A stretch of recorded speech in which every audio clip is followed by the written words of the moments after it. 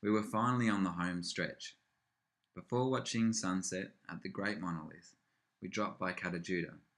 After covering so much distance, it was nice to just lie down and stare up at its time-weathered walls.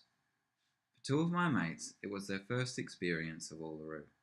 Watching their expressions change as they caught their first glimpses was priceless. You can see as many postcards and photos as you like, but when Uluru captures your gaze, it's magnetic. It's not so much a sight as a feeling.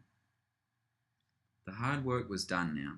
All we had to do was enjoy the place. So, in the morning, we visited the cultural centre to learn about the Anangu people's history and way of life. The interpretation is excellent, and it's one of the few places in Australia where non-Aboriginal people gain an insight into Aboriginal cultural landscapes. One example of that is when you walk around the base of Uluru and see the signs marking places where you can and cannot take photos. You realise that you're living by two laws: Aboriginal law, which has been practiced in this country for tens of thousands of years, and whitefellow law, which is only a couple of hundred years old.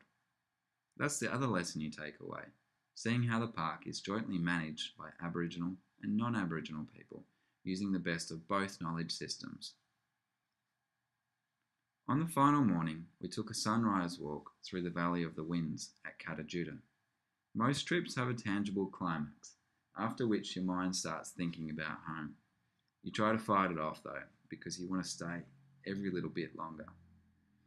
It was during this walk that all of the running around and experiencing new things started to catch up with us. But before starting the epic drive home, we savoured every last moment.